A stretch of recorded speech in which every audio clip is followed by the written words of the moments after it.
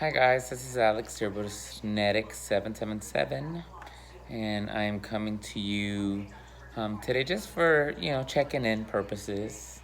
Um, I am in North Carolina, and I am at week 2 of um, quarantine, I guess you can call it. Not that I have been exposed to COVID 19 or anything like that, but I am no longer able to work because of all this that's going on. I work in a dental office, and therefore, CDC recommends that we are no longer treating patients unless it's at an emergency rate. But even then, they're discouraging, unnecessary emergency patients because sometimes we'll get patients that'll come in. I chipped a tooth, or I have a sensitivity, and they want to come in. And so my doctors made the tough decision of just kind of shutting things down. And so I'm at week 2 of being unemployed, basically. And it's tough. It's tough. My wife and I have 3 children. And it's tough. I'm the only breadwinner of my household, and this is unprecedented times. Definitely things will change after this is all said and done regarding how I do things. Definitely save more money, and just how I do things overall. This is crazy. Please stay home, people. If you don't have to go out and about, stay home. I think that's the biggest problem right now that we're having as a nation, is that people just want to do what they want to do. Some mentality of the younger generation, Generation Z, is, I'm young, I can't get it, or I'll be extra careful. I'm not going to, you know, um, I'm not gonna touch anybody or touch anything. I'm gonna wash my hands and be careful. But you know what? You just don't know. You can't ever be too, you can't, even though you think you're being careful, you're always gonna make one thing. Something's gonna always happen. And, the risk is always there. I remember when I was in college, we were talking about cross contamination, and I remember that the my professor had passed a pen, and it had some ink, or it had some dye on it that you can only see with a black light. And she didn't say anything, but at the end of the class, she passed this black light, and we all had stuff everywhere, in our faces, hair, clothes, just because unconsciously you're touching yourself everywhere.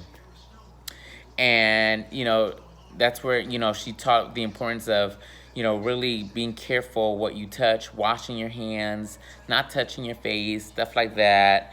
And I mean, you'll be surprised how easy it is to cross contaminate yourself and not even know it, not even realize it, because again, you're used to touching your face, you're used to scratching your head, touching your ears, touching this, touching that.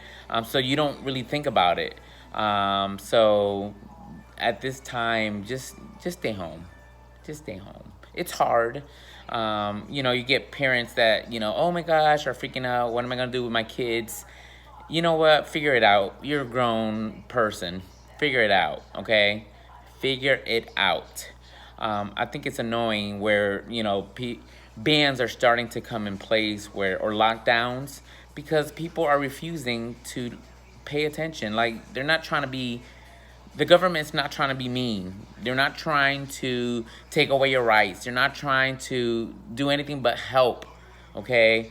Hospitals are in crisis mode. Like, they're running out of masks, they're running out of gloves, essential equipment that can help save somebody's life. They're running out because people are being stupid, and excuse my language, but people are just acting a fool and not listening, and then unnecessarily getting sick while they're elderlies and whatnot. Like in Italy, I heard that they were starting to make decisions about who gets saved and who, unfortunately, is left to die, because people are not listening. And so we don't want that to happen here in the U.S. We don't want people to have to make a decision on a life because somebody else refused to abide by what was recommended. So I'm going on a little rant. I'm sorry, but it's just frustrating. Anyways, the purpose of this video was to just reach out and so let y'all know everything is okay. As far as the DS goes, I'm doing horrible. You know, I had joined a gym and I was working every single day. Well, except for Mondays, and it was going great. I was training for a half marathon that got canceled. The gym got closed. Everything got closed. And, you know, granted, I'm grateful because I'm not trying to get sick. But it's tough. And being not having the best relationship with food, having a bad history with food, this is a test, and I feel like I'm failing. We all know that the reason we had weight loss surgery was because we battled with weight. A lot of us, the weight had to do with emotional eating. At least with me, that was the case. I ate a lot, and now I find myself trapped with that thing that just hinders me, which is food. I am, you know, an emotional eater, so I eat when I'm happy, sad, anxious, mad, whatever it is, I'm gonna eat. And, you know, again, your body can change because of surgery, but your mind stays the same. I kind of wish they did something to your mind where they alter how you feel about food, but oh gosh, the struggle's real. And so I've been struggling with keeping, you know, just doing the right thing. And I'm not gonna sugarcoat anything. I've been eating a lot of crap. My wife is like, honey, maybe we should go for a walk, because here in North Carolina, they're allowing us to, you know, still go out and about. You have to stay 6 feet away from anybody else. You can go to the park. Of course, kids can't go to the playground, which we wouldn't let them anyways, even if they were able to. But I'm starting to feel blue. I'm starting to feel, yeah, a little depressed. And, you know, of course, I'm starting to eat a lot more than what I normally would eat. I'm not interested in exercising. And this is not good, y'all. This is not good. But anyways, I pray that this all comes to an end soon, and you know, you guys stay safe. Please follow the recommendations of, you know, your local government, the CDC, and just, you know, stay healthy, stay safe, stay away from people. Social distancing, come on, people. It's common sense, okay? It's not rocket science. Stay away from people.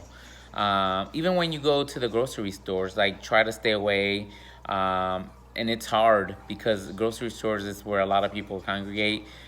Get gloves if you can.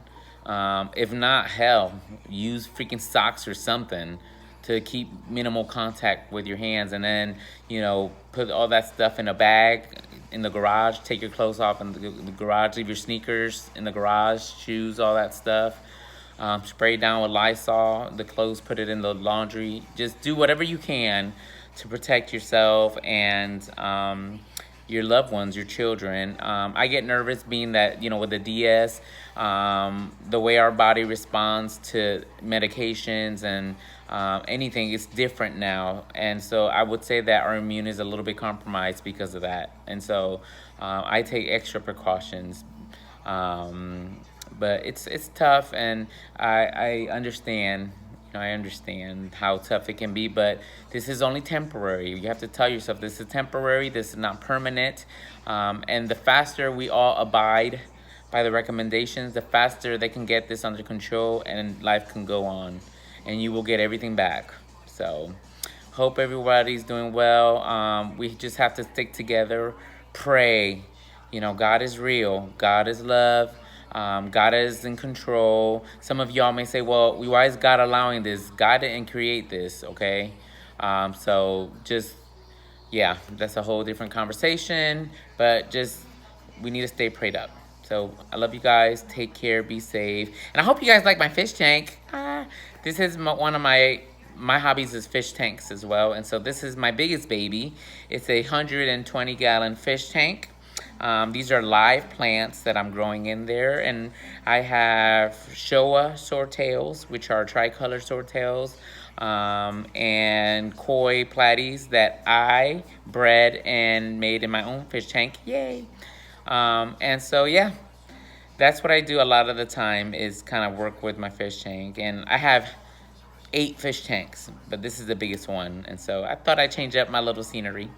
But love you guys. Take care. Be safe and be blessed. Bye-bye.